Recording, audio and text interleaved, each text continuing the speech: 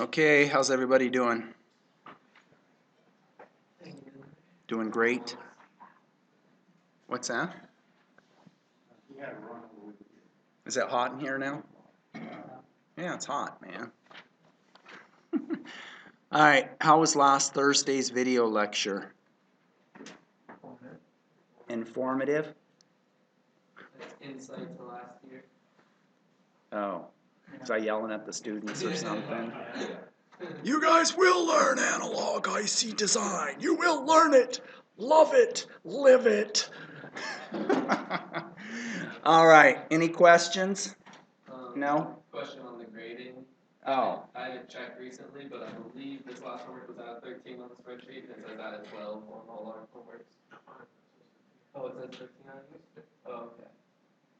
Supposed to be out 13. I thought it said that. So Maybe. All right. I think we're good then, yeah. Okay. Are you unhappy with the rate at which homework gets returned? I'm unhappy grading it myself. I wish I didn't do that, you know, but oh well. Any other questions? Could you do one more problem? Maybe. Which one? With one of the first two. You're not going to change your answers, right? Alright, I won't. I know my 3 dB is wrong though. Just looking at it, like. Alright, let's see if I can throw this away. Alright, which one did you want to work? Maybe the last two. What? How? There's only like 3 problems. But the first two are the same. Which number? 22.3 maybe?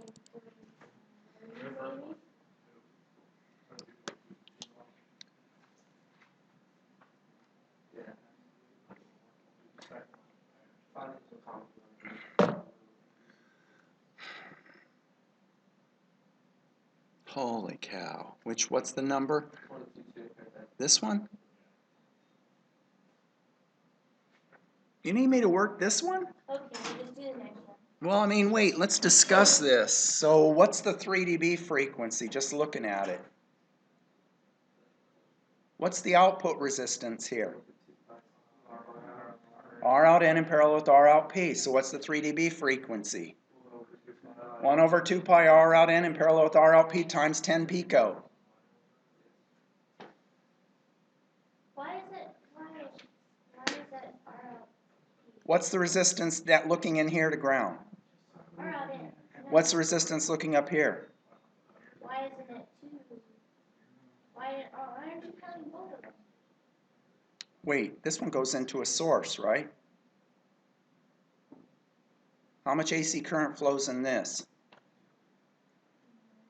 Yeah, nothing. So this, it's actually, it's a little bit higher than R out P, but it's discussed in the book. We're just going to approximate R out P because the VDS changes the R out P anyway. So why don't I do the AC real quick? What's the AC voltage here? Well, let's do the easier one. What's the AC voltage there? 0. What's the AC voltage there? 1 millivolt. If you don't know that, just leave, because, I mean, at this point, holy crap, I can say something 30 times, and if you still don't get it, I mean, that's ridiculous. Okay, so then let's go. I have to be honest. I mean, come on. All right, so let's go look at the circuit. Let's switch over. Well, if you told me 31, then maybe I'd get it.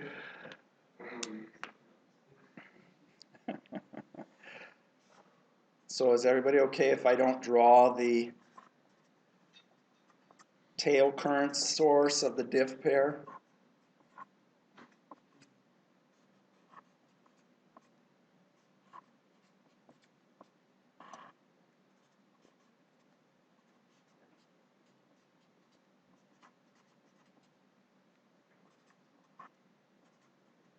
Okay, one more time for the 31st time. Anybody not follow this? Does anybody not follow why I connected that gate to ground? It's AC ground. It goes to VCM to bias everything on. Tell me what to do. No. I label VSGs first. So I don't want to make mistakes and I don't want to waste time. I don't want to make comments like, boy, that test was long because I didn't follow the procedure. I'm doing the same things over and over. Plus minus VSG, I don't know what it was, we'll call it 1, plus minus VSG 2. Is there anything else I should label?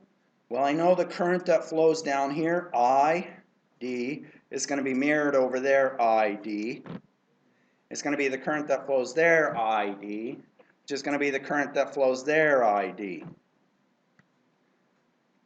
And what is this? If this is 1 microamp, that means the bias current goes from 20 microamps to 21 microamps, but the DC current here is 40, so what happens to the AC current here? Goes from 20 to 19. That's why I'm drawing the current. We've gone over this. In the first chapter, we went over it in chapter 9. Now what? So let's write one more thing before we go.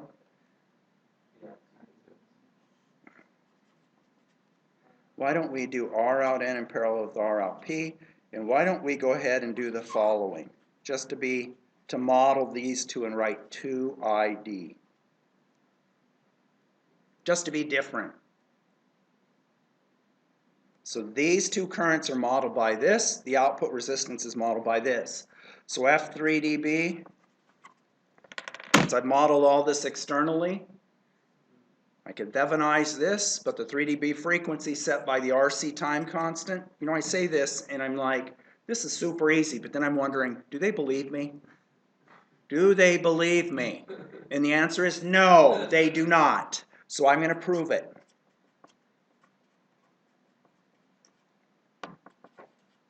So I'm going to take this exact circuit. Does everybody understand? This represents the output resistance here and here in parallel. Does everybody understand? This represents the currents that are leaving the node. So I just, instead of drawing them, and I'll calculate them in a moment, I draw them externally here. So then I'm going to go over. I'm going to redraw that circuit, mental picture. I'm going to put this on the far left, then this resistor, then this. So I've got the following.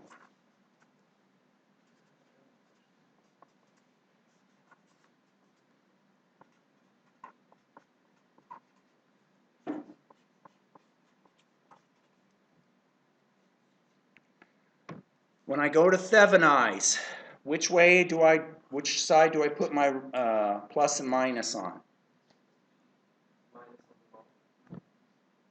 So wait, let me think about it. If I'm pulling a current through the straw, am I taking a drink or am I putting it in?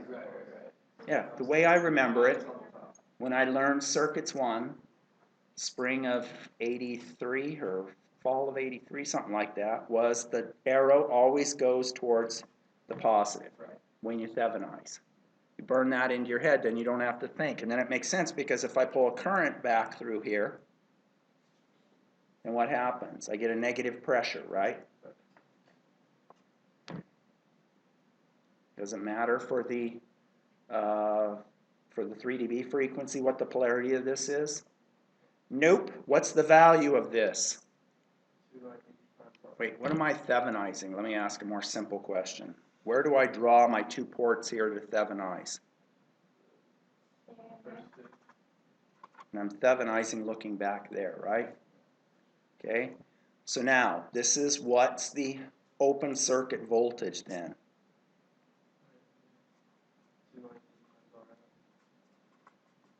I don't think deep. My current's going through a resistor. What's the voltage there? It's 2ID times R out N in parallel with R out P. It's negative. That's why I have the negative sign there, and I ground it to positive. Is everybody cool with that? And then what's the Thevenin resistance?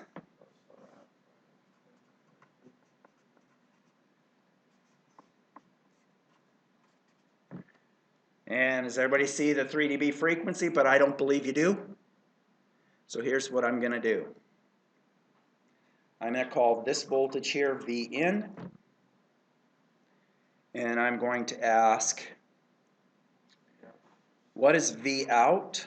V out is equal to V in times 1 over j omega CL divided by 1 over j omega CL plus R out N in parallel with R out P. So V out over V in. What is 1 over j omega CL? Well, it's the impedance of the capacitor. What's the resistance of the resistor? R out N in parallel with R out P. Questions? But you could just call it the voltage source, you could call it minus 2ID, and then it would be minus plus. Correct? Yeah, I could put this as Minus 2ID, alright. plus, minus, and minus. Yeah. Because for some reason people don't like grounding positive terminals. I dare you to get a t-shirt that says I don't like grounding positive terminals of batteries. I have one.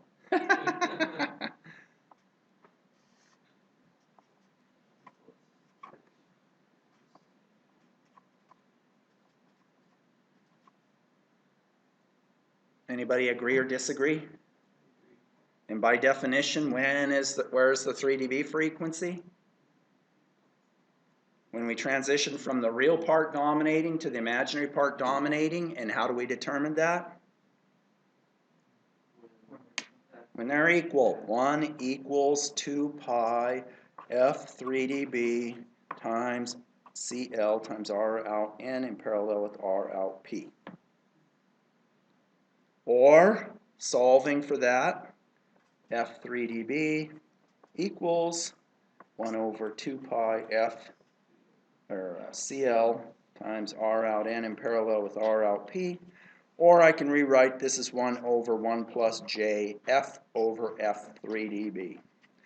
Does everybody follow? If I plug in this number here, or this equation for F 3 dB here, that it becomes this exactly. There's no magic there. There's no hand waving. There's nothing that's confusing. Everybody see that? Does it seem tough? Are you asking yourself, why couldn't it have been explained to me like that when I was learning? Are you alive? All right. How's the back pain? Back pain's not good. All right. You know what works good for back pain? Well, something over the counter. Excedrin, migraine. That crap kicks ass. That's better than nothing, but of course you might get shocked when you go buy some Excedrin migraine, how the cost, but oh well. All right, so I'm going to go back now and do the AC. And then going back to that real quick, if you just said that the gain V out over V in is equal to 1, that's going to give you the gain. Just solve for F there, correct? Yeah. You solve for 1, but wait a sec. I called this V in, but in reality, we're going to get an equation for ID, which is what? V in times GMOP over 2, right? So when we plug that in, so let's call this Vx just so we don't get confused, right? So then when I ask what's this voltage, Vx equals GMP times R out N in parallel with R out P. Does everybody see that? And so then when I plug this in, I get an equation for V out, which is GMP times R out N in parallel with R out P. I'll do that again just to make sure it's clear. Can you explicitly state why? Whoops, I left out the V in here.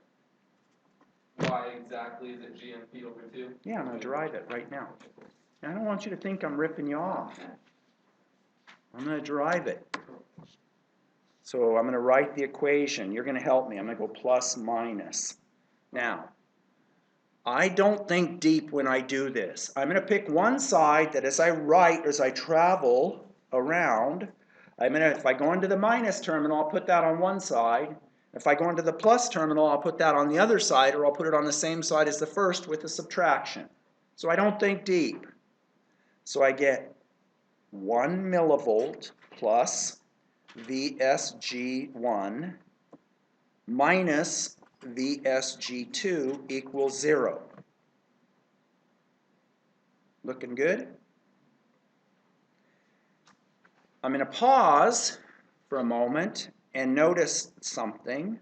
What is it I notice? I notice that this current is equal and opposite to this current. So what can I say about VSG1 and VSG2? Everybody agree with that? And that's also because the GM is the same. I'm confused. Why? Poor instruction. Where did your current, that 40 current source? This is DC. This is AC. So why is it 40? Because I had 20 microamps going through here, table 9.1. It's supposed to be only 10. Well, whatever it is, I don't know. I didn't even look too much at the problem. Just see what that doesn't matter. It's just numbers. It matters. It changes things. It does. Yes. Aren't your DC voltages and stuff going to be different whenever it's only 10 volts? Yeah, I'm assuming that's not your issue, and you can calculate the VSGs. Is that a problem? I'm confused. All right, I'll come back to that. You're killing me.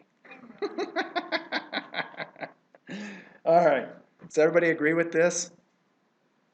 Yes. Does everybody agree? Then I can write that 1 millivolt is equal to, well, minus 2 VSG2.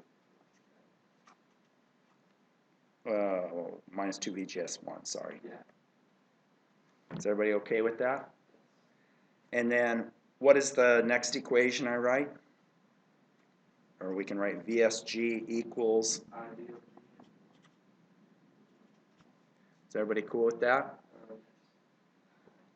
And so actually when this goes up, the VSG decreases and the current's backwards from the way I drew it. Yay? What do you mean backwards from the way you do it? So I drew the current going down, right? If I drive this node up, what happens to this device? Does it turn on or does it turn off? It turns off, right? The gate goes up, the bubble means it shuts off, this shuts off. If it shuts off, the current in here decreases, it means the current's going that way. So let's do it again. Let's start from the DC. So what was the sizes? And we don't guess, because if I put it, I'm assuming, oh, it's easy for them to do this, and then I find out, no, it's not. So it's 10 by 2, 20 by 2, and 10 microamps, and I've got 20 microamps flowing down, right?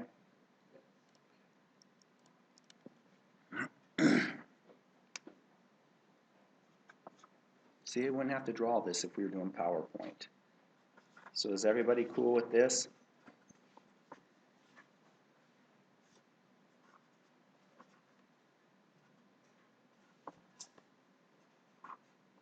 Let's stop here. What's the current flowing in both sides? These are at VCM, whatever that is, say 2.5 volts. So assuming they're at some voltage, what's the current flowing through each one? 10 micro. Anybody confused about that? So what is the DC voltage here?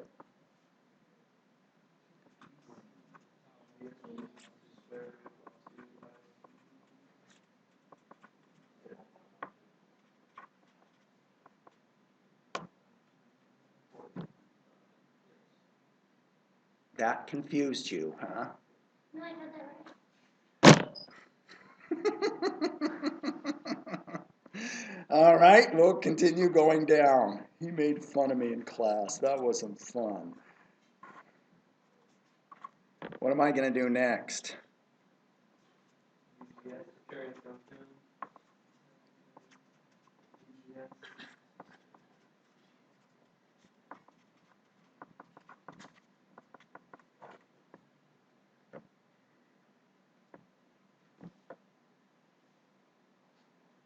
Any questions?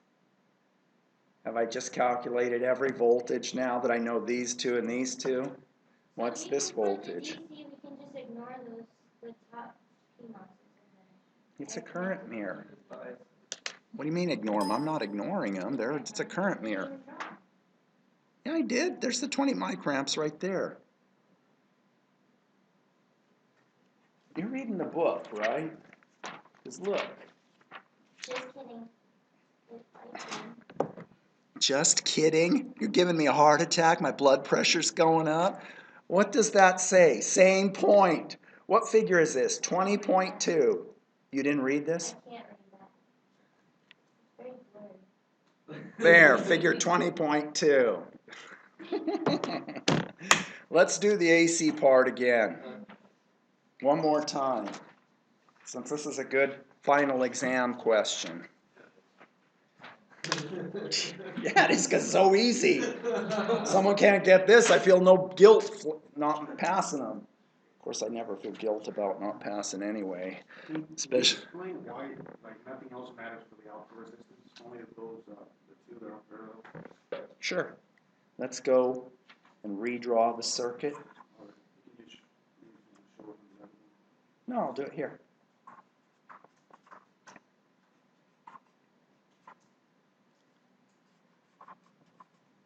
Let's keep it real simple. Okay, so if I ask you, what is the resistance looking down there? It's R out in, right? So I'm going to draw it explicitly there.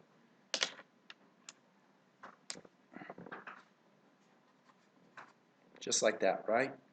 Now, I'm going to draw the current that comes down here. I'll label these currents ID. Let's call this ID1, ID2, ID1, and then what do I label that current? It's a current mirror. So then I can label the current leaving the node as ID1. Okay?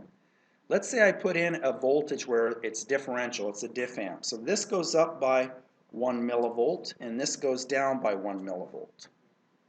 Okay, so it's a differential signal coming in. Does everybody see that?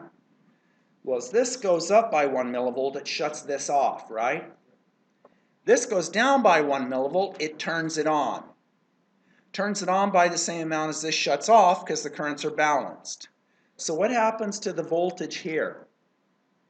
This goes up by 1 millivolt, this goes down by 1 millivolt. This goes up, yeah, this stays at 0. So what's the resistance I see looking up there? R out P. And what's the current that I see looking up there? But I know ID2 is minus ID1, and so I could draw it going out, or I could draw two current sources in parallel of 2 ID1. But I was lazy and I said, you know, we've gone over this enough times, I'm going to write this R out N in parallel with R out P. Is that cool? If I go back, boom, there it is. All right, let's go through and do the circuit one more time so it's clear, so you understand and can explain it. I'm not going to do the DC again. I'm just going to do the AC, and I'm going to label everything.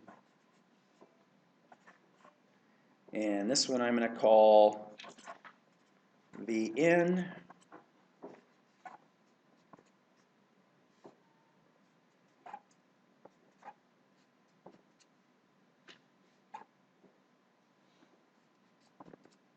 Crazy. Whoops. Let's start over. Everything goes in streaks. Bad and good luck. All right.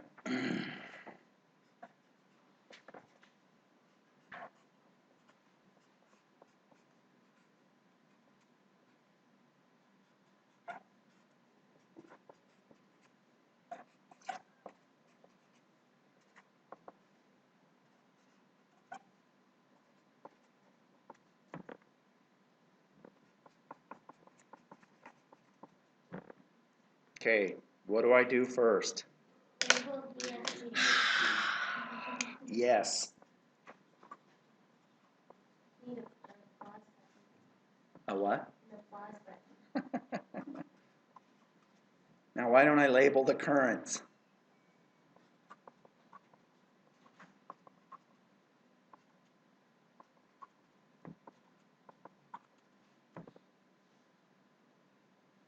How much AC current flows into the DC bias source that I haven't drawn? 0. So what can I say looking at this?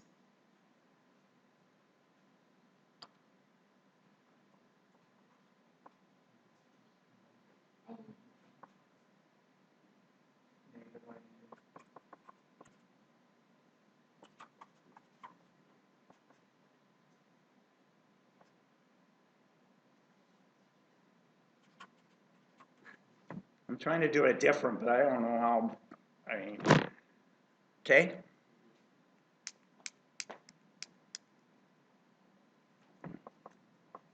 So now what?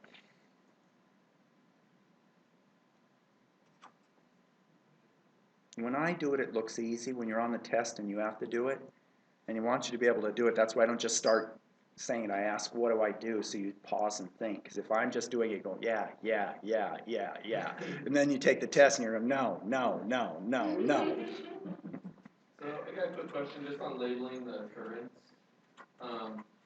If I, like say I labeled the bottom left at MOSFET 1 and the bottom right 2, Yeah. then say I wanted to call that current ID2, I could just draw it up. I could draw ID2 going up on the bottom right. No. Because it's a current mirror, so whatever flows in here will mirror over here. But if I called it ID2, And this isn't ID2? Because this current's not the same as this. These two currents will end up being forced into the node, right? right. So I was just wondering if I could call the bottom right one ID2. Well, if you call this ID2, because whatever's in here is mirrored so over I here. want to call those bottom ones, I want to call it the same. Whatever's there has to be there. Okay, it's independent of that. Okay, cool.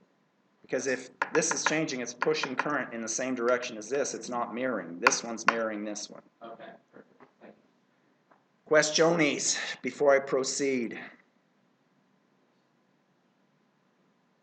In this problem, what is Vn? 1 millivolt.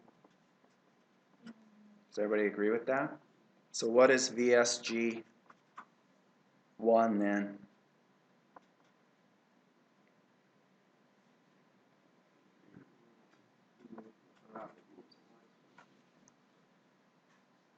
So let's check that just to be safe.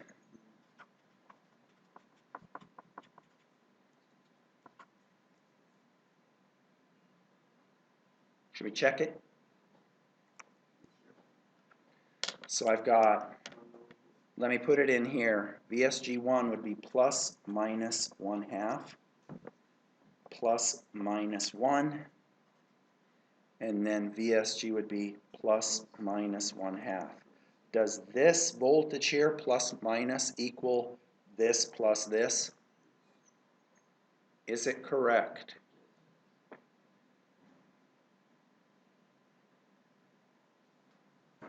Anybody not see how I just checked everything?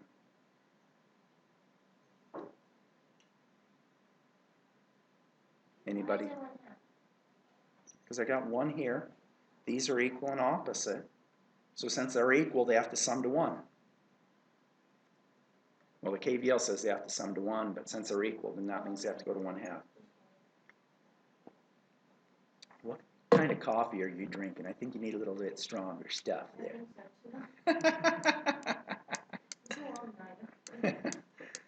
All right. What should I do now?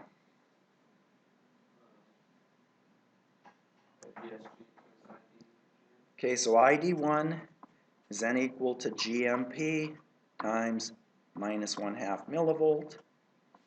ID2 equals GMP times 1/2 millivolt. Wait, how do I calculate GMP? I look at table 9.1. Wrong.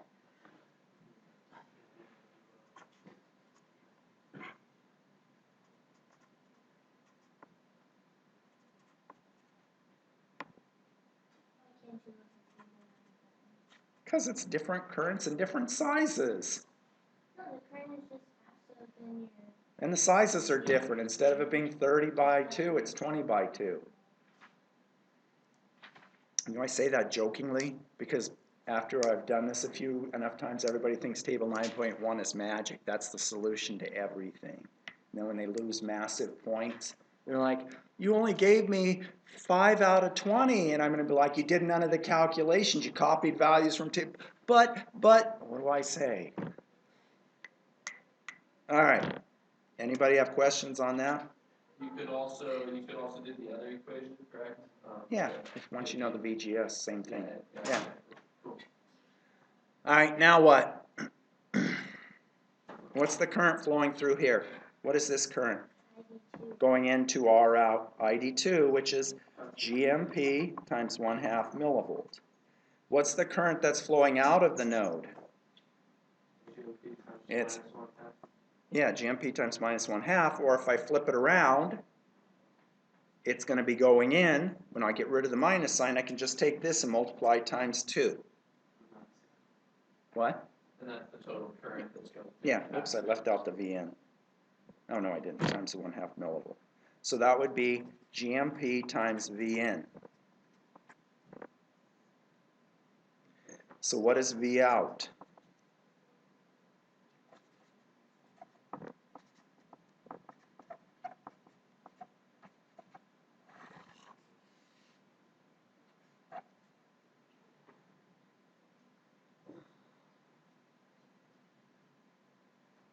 Just the current going into this node times R out N in parallel with R out P. Why is your capacitor? Because I didn't do the frequency response yet. Let's modify it and do the frequency response real quick. Shall we? Okay, so how do I modify this so that it's not just R out N in parallel with R out P, but R out N in parallel with R out P, parallel with 1 over J omega CL. Ooh. All right, so we got V out equals GMP times V in times R out N in parallel with R out P in parallel with 1 over J omega CL. Does everybody see how I did that? I just put the 1 over J omega CL in parallel with R out N in parallel with R out P. Is everybody cool with that? Let's see what happens. So V out over V in is equal to GMP times, let's put these in parallel, R out N in parallel with R out P times 1 over J omega CL divided by R out N parallel with R out P plus 1 over J omega CL. Looking good? Or GMP times R out N in parallel with R out P divided by 1 plus J times omega R out N in parallel with R out P times CL. What is the 3 dB frequency? This is equal to this, or F3 dB is 1 over J omega 2 pi CL. Any questions about that? So here we go. The low frequency gain here is what?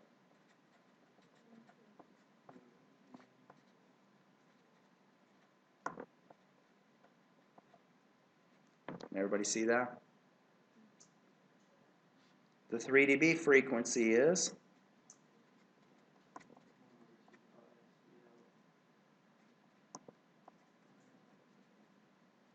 Let's do one more. Let's calculate the unity gain frequency. Don't modify your stuff, man. All right, how do I calculate the unity gain frequency to minimize the pain? Yeah, so I set this equal to 1. And what can I say at that, where this magnitude is equal to the magnitude of this? What can I say about this term relative to 1? This will be much bigger. Remember, F equals 0, this is much smaller than this, right? As omega goes up, that's what causes the transfer response to roll off. So this will be much, much bigger. So if this is much, much bigger, what is the unity gain frequency?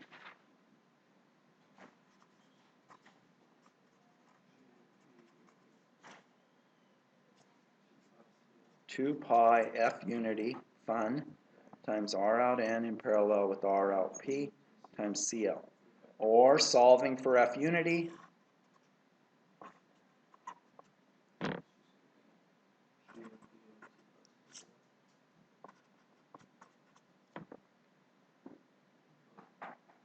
boom, right on. 38 minutes. Did we cover this long enough? Is this good? Still, what about the common mode range? I know. I was reading this book and everything, but it's confusing to me. Are you saying the author's confusing? No. Perhaps hearing it will sink in. Are you sure you're watching the videos? Are you sure? Uh-huh. Alright, let's do the input common mode range. Even though I did that a week ago today, backwards and forwards, but we'll do it again. Really? Was that here? Make sure before coming to class you get a good solid 8 hours of sleep.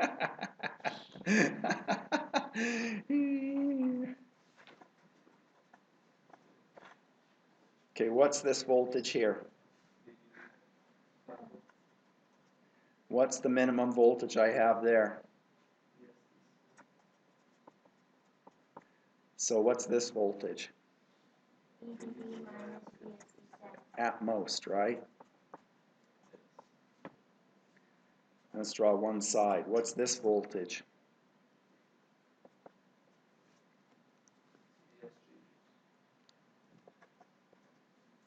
So what's the minimum input common mode range?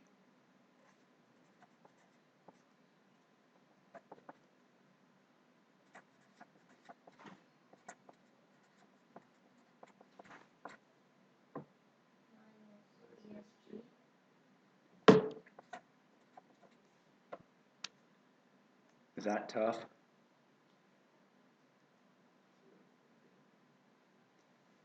Should we do the max now? The book's confusing. Should I continue? Does that seem too easy? I don't understand what you just drew. I need to have a VSG here. I need to have at least a VSD sat there. I need to have VDD there. So I start at VDD, I go down the hill, a VSD sat, down the hill, a VSG. The maximum voltage, whoops, max, I can have there is VDD minus VSD sat minus VSG. So that's the node that the RCM is connected to? VCM, yeah. So it needs to be below this voltage. So you're just. What? So that top PMOS is what? That's your current sink or source. Okay.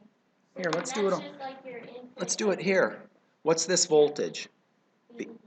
What's the minimum voltage I need from here to here? Okay, so what's this voltage? The maximum of this voltage can be? Yeah, VDD minus VSD sat. And I need a voltage here of VSG. So what's the maximum voltage that I can have here for everything to be operating in saturation? VDD minus VSD sat minus VSG. See, I get really confused because sometimes we go VDD minus VSG. Wait, we're going across here. It's a current source. Oh, that's where we get confused. I don't know what to say. Yes? No, because there's only one device here. I'm looking at this going, what's the problem? We got a VDD, we need to keep a VSD sat across here and a VSG, boom, we're done. I apologize, that's too easy. Okay, so let's do the bottom part. Let's do this part right here.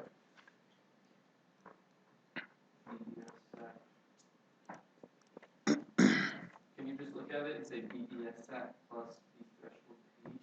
Well, I can look at it and do lots of stuff. That doesn't mean I can get away with it. Alright, so what's this voltage here? And so what do I need to have for this guy to be in saturation?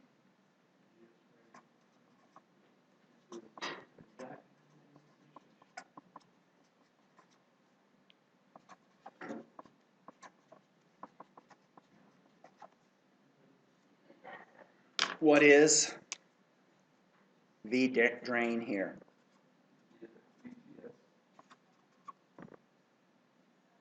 So would you agree VG has to be greater than or equal to VGS minus V threshold P?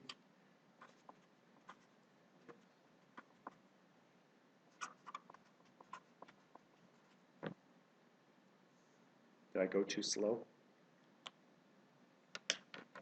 So can you explain exactly why you looked at the PMOS and said, okay, that needs to be in saturation? Because even if this goes to triode, constant current will still flow through both sides, keeping these in saturation. I have a question.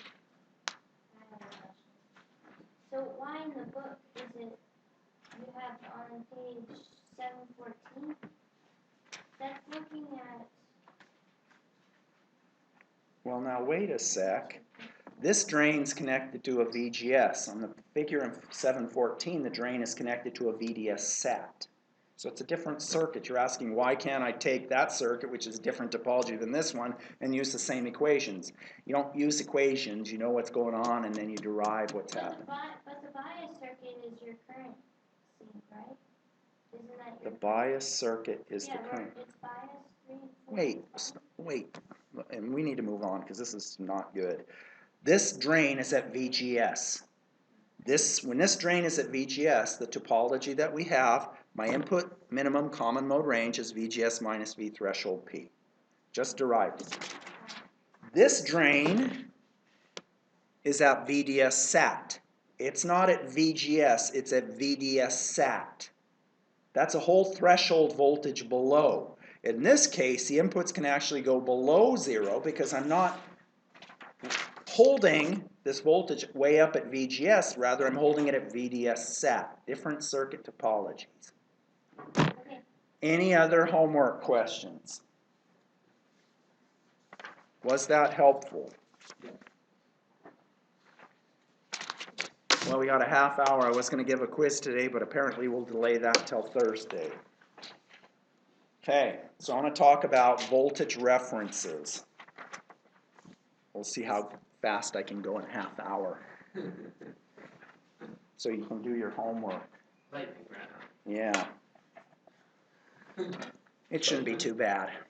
Okay, so if I have a constant current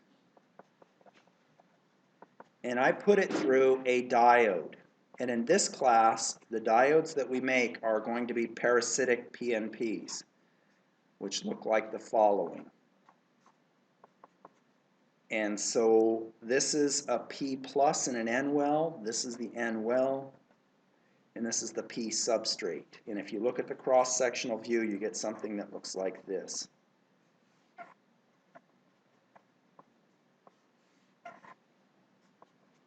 Whoops, P sub. Guess we don't need this thing around there. And then these two are always tied together and tied to ground, because your substrate's grounded, and then this node here is this node here. Okay, so for what we do, we're going to think of this just as a diode. Okay? If I plot the voltage across the diode, V diode, with a constant current flowing through it against temperature, I get a curve that looks like this with a slope which is about 1.6 millivolts per degree C. So everybody follow that. So this is with constant current. You could probably guess that from the subscript. So as temperature goes up, the voltage across the diode decreases. So people taking 450, what's happening as temperature as temperature increases, what happens to the why is it that the voltage drop across the diode is decreased? No.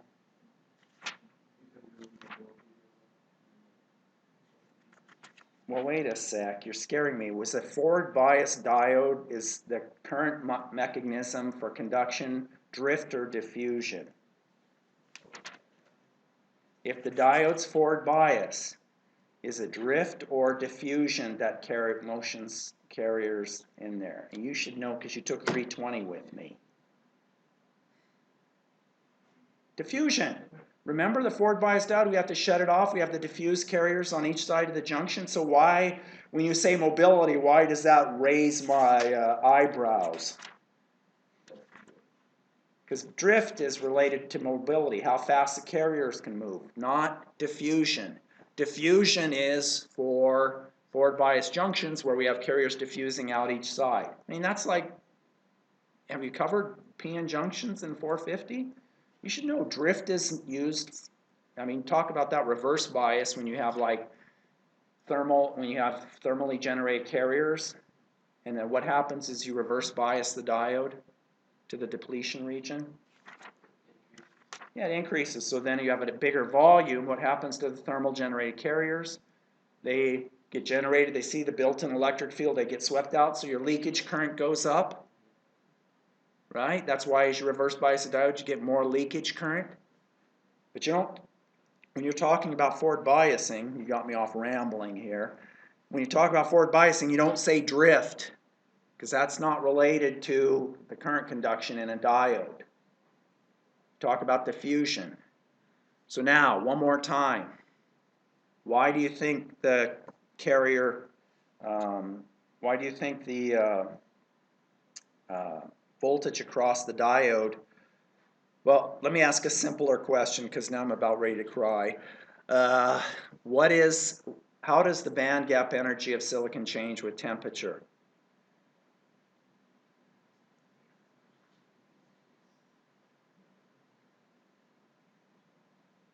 Okay, to forward bias a diode, to get current to flow, what do you have to overcome?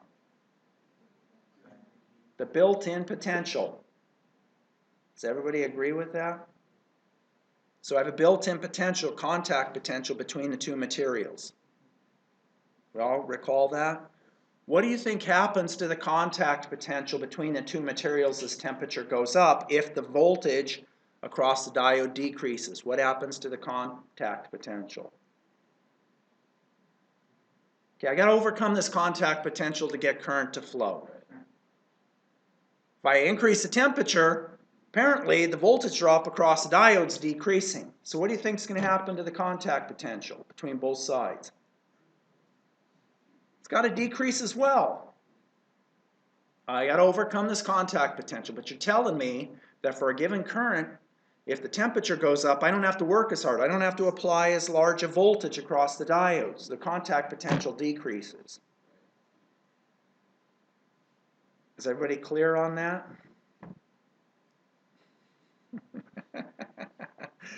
Okay, so from a circuit designer point of view, what happens to the I'm not going to get off on a tangent now, but you need to know that stuff's fundamental. I mean, you should know that stuff backwards and forwards. Okay, so the voltage drop decreases. The slope is minus 1.6 millivolts. For the thermal voltage, what happens to the thermal voltage as temperature goes up? It goes up, right? It's kT over Q. What happens to the threshold voltage as temperature goes up? It goes down. What happens to the diode voltage when it's biased with a constant value if temperature is increased? If I bias a diode with a constant current and I increase temperature, what happens to the voltage across the diode? It decreases. Does everybody see that?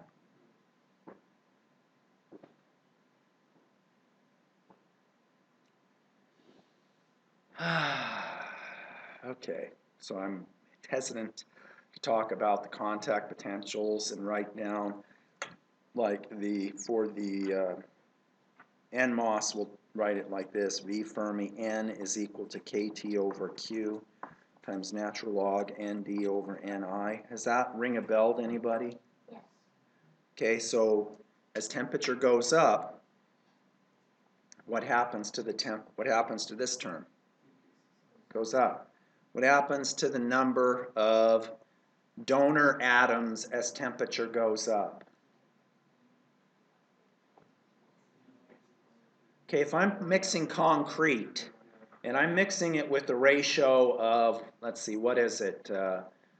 let's see if I remember, 1 part cement, 2 parts sand, 3 parts gravel. Let's do, I say do 1, 2, 3, and I don't even remember, and I've mixed a lot of concrete, so that's telling. And I ask you, hey, as temperature goes up, how does the amount of cement in that concrete change? How much does the gravel change as temperature goes up? That's what I'm asking you. As the number of donor atoms, how does the number of donor atoms change as temperature goes up? That's the cement I add to the semiconductor to change the doping. It doesn't change. Burn that into your heads. That's a constant. If somebody tells you the donor concentration is changing with temperature, they don't know what they're talking about. Okay? Now, what does Ni do with temperature? Ni is the intrinsic carrier concentration. That's the number of carriers that's generated from heat. So as temperature goes up, what do you think is going to happen to Ni? It's going to go up. I'm going to generate more carriers. Is this making sense? Okay.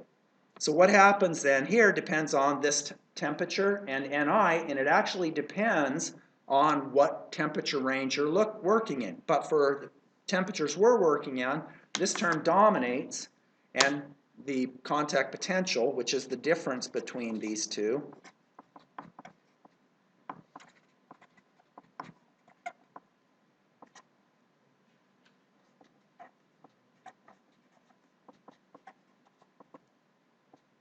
what is it?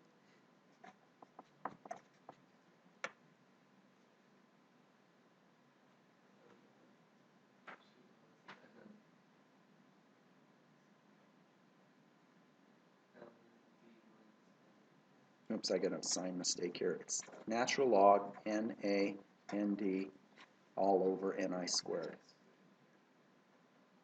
Okay, so how does the number of acceptor atoms change as temperature goes up? It doesn't. That's the cement in the concrete. You better know the difference between cement and concrete, right? Cement's the stuff that holds sand and gravel together. Concrete's the resulting thing you walk on. All right, so now that we've gone through that.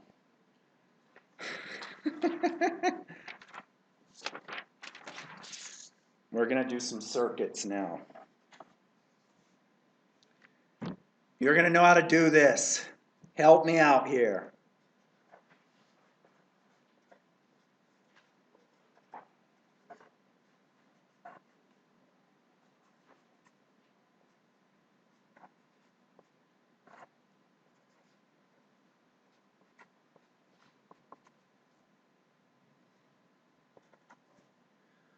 What's the point of these two?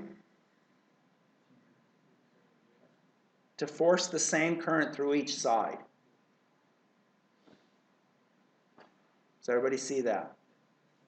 So if I call this voltage VD, they're all the same size. There's no beta multiplier. All the transistors are the same size, so these VGSs are the same. How do I know? Because the current mirror up here is forcing the same current through each side. What can I say the voltage is there then? Yeah, VD. So what's the current equal to? We'll call it Iref.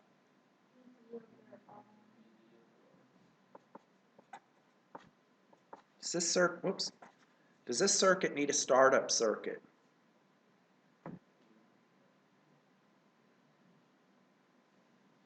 Could this be at VDD, this be at ground and zero current flowing? Does it need a startup circuit? Yes, all self-biased reference need a startup circuit. Any questions? So if this is roughly 0.7 and this is 10K, the current that flows is 0.7 over 10K, or what is that, 700 microamps? Questions? Temperature behavior. Del I ref, del T.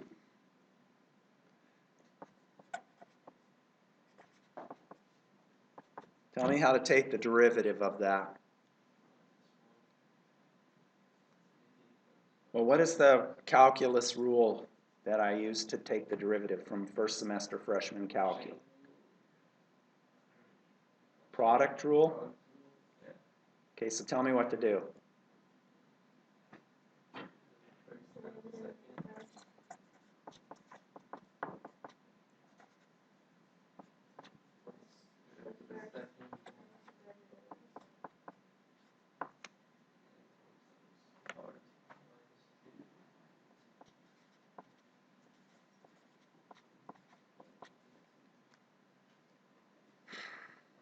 Looking good? Yeah.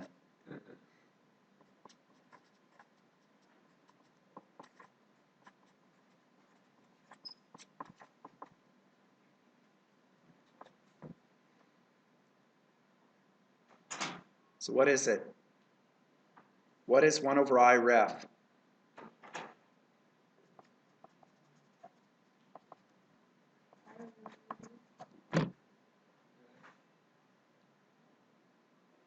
So as everybody look at this?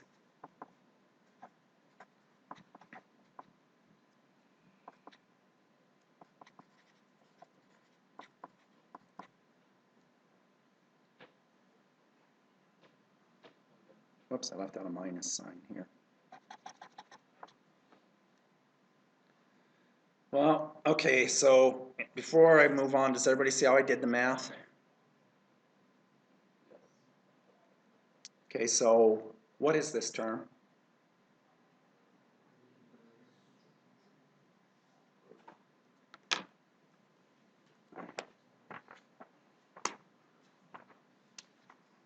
It's the resistor temp code. Remember, we covered this. It's very easy. It's just a number. Here we go. Boom. Chapter 4. Temp code. Let's say that we pick the resistor. I'm going to round it to 2,000 parts per million per degree C. So let's say this is 2,000 parts per million per degree C. What does that equal to? 0.002. So this fancy term here is just 0.002. Parts per million is times 10 to the minus 6. Looking good? Okay, what is this term here? Oh gee, he just told me that's minus 1.6 millivolts. Divide by 0.7 makes it's going to be like 2 millivolts per degree C. So that tells me how my, and why did I write 1 over I ref times I ref? That's my temperature coefficient of I ref.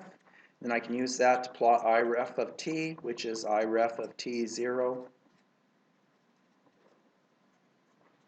times 1 plus TCI ref times T minus T0.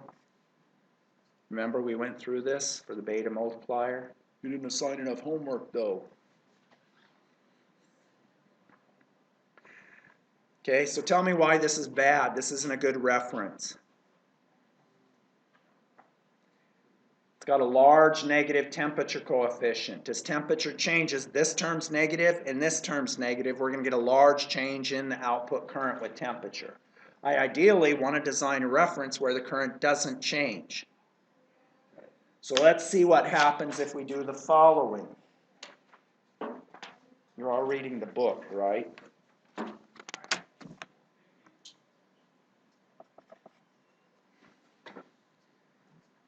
Okay, help me out here.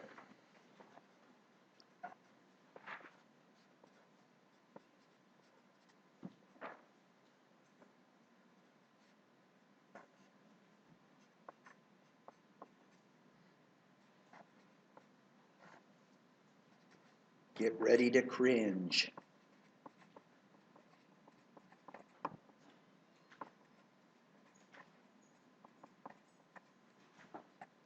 Before I go any further, refresh my memory. What was the diode equation if I wrote for V diode forward bias?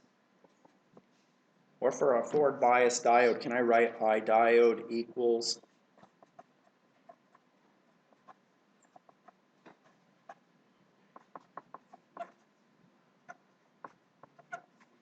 Anybody remember that? And what does that plot? Yep, right, where this is V diode and this is ID. Does everybody recall that? So what is the V diode then solving for this?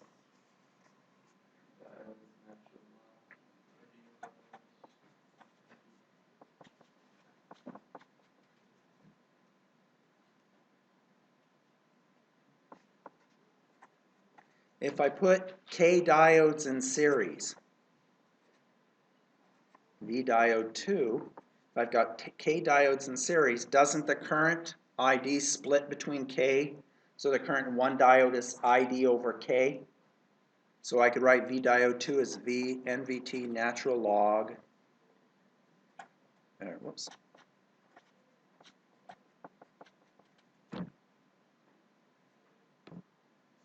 Got K diodes in parallel. Oops. And I have a current ID flowing down there. So what's the current through here and here? ID over 2. So when I plug that in the equation, if I have K of them, it's just ID over K times IS. Yay or nay? Oh, so VD1 just means 1. VD1 is this voltage. Oh, VD1. VD2 is this voltage. So what is VD1 minus VD2 equal to?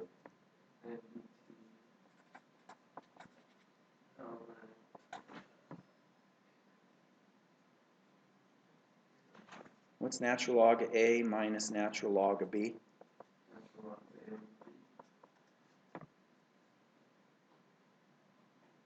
What's the voltage drop? What's that? K diodes in parallel.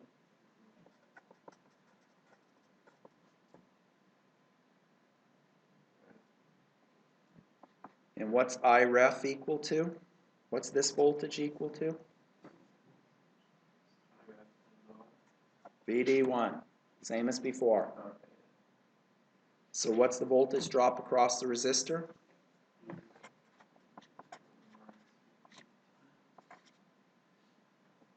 So what is the reference current?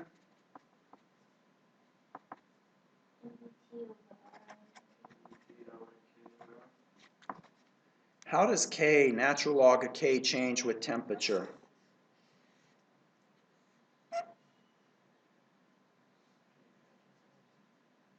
What's that? That's how many diodes I have in parallel. So how does natural log of K change with temperature? What's that? So if I have 8 diodes here, K is 8, and I have natural log of 8, and I ask you, how is that going to change with temperature? It's a constant. Okay. How does thermal voltage change with temperature? Increases with increasing temperature. How about resistance? In general, how does it change with temperature? It has a positive tempco, so it goes up.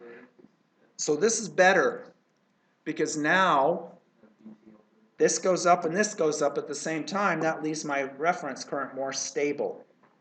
And this is called a thermal voltage reference. Why? Where's the thermal voltage come into play? Right there. Thermal voltage reference. We're going to do one more and then we'll quit. Am I going too slow? So basically the diodes are used to control the temperature, to control the current as temperature varies. Yeah, well, that and the resistor. Questione?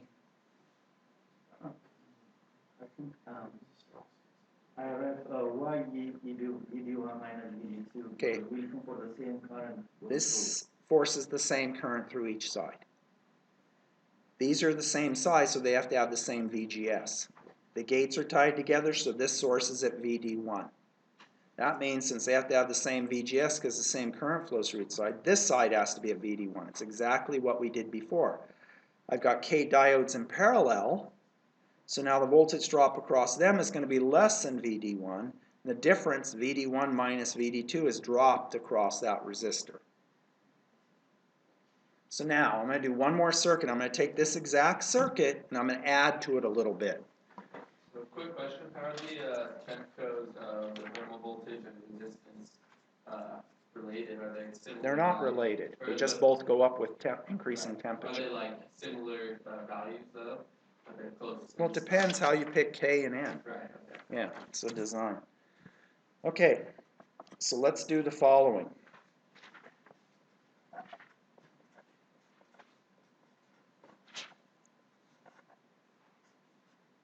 Oops. Oh well. Flip the gate drain connected around in this one, that still works.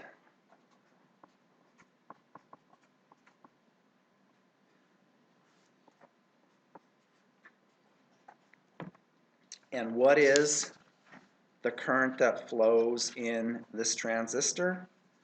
We just derived it because it's a current mirror, right? So it is NVT natural log of K over R. So that's the whole point of this thermal voltage reference. Looking good? Now I'm going to push that into a resistor, which is L times R.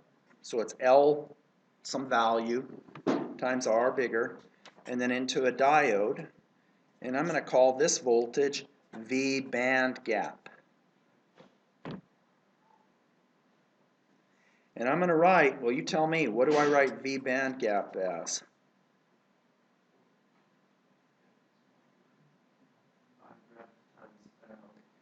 L times VT natural log of K. Notice the R's divide out. Right. And Yeah, N.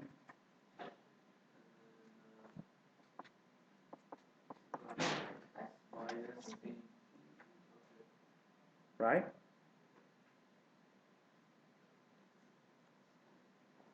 So this is the thermal voltage, which goes up with increasing temperature. This is the diode voltage. The band gap decreases with increasing temperature. So I'm going to select the value of L and K so that the change in this term cancels with the change in this term. So let's, since we're out of time, we got a few minutes left. What is this value change with temperature? Let's just assume for this N equals 1. What is diode change with temperature right at the beginning?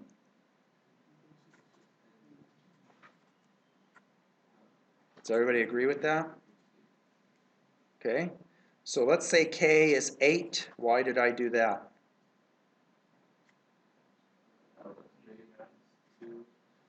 Yep. And so then let's assume this, we look at this at room temperature, which this is 25 millivolts. Is everybody cool with that? And if I solve, actually, let's show you where we solve.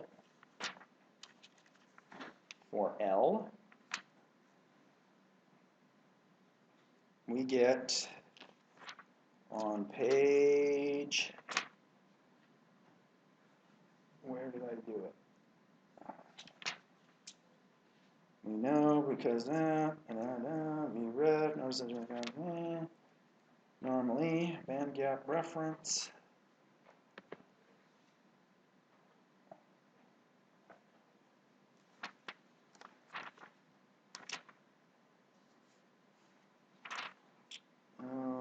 Right here. So solving for what we just did, 1.6 over n natural log k times 0.085. We get, why is it 0.085?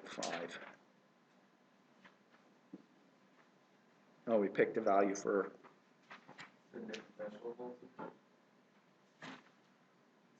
what's that? Is it instead of- Oh, it's the change in, yeah, it's these, the change, yeah. So then we solve for that, we get L is equal to 9.41.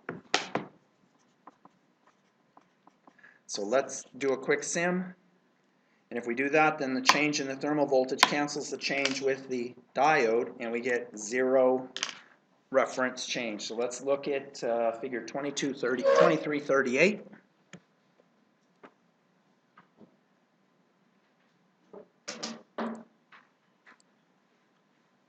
Um, 2338. 28.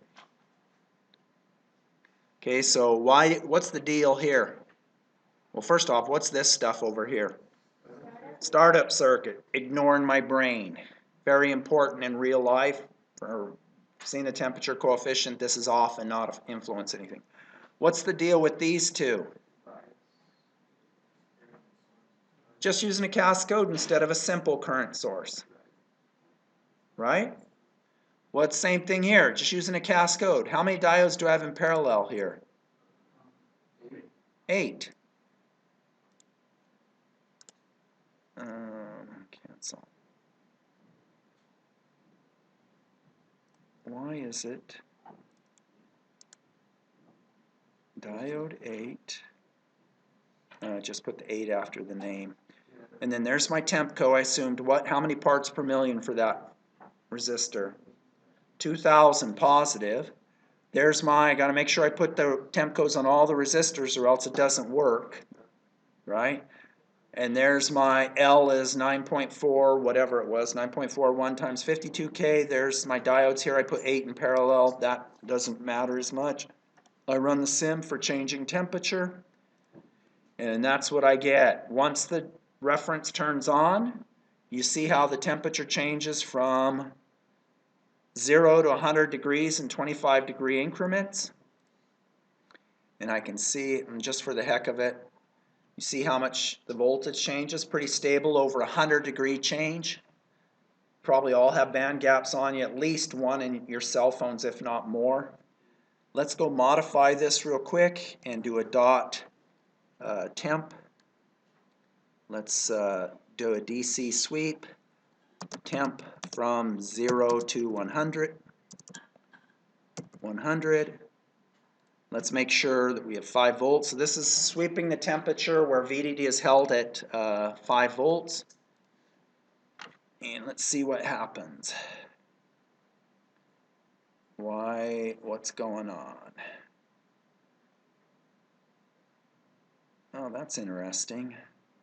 It's sweeping the voltage. No, it's having problems with convergence. Huh. Let's try it one more time. Let's start at 10 and see if that matters. That doesn't happen too often. It used to happen all the time. Oh well. I don't know what's going on there.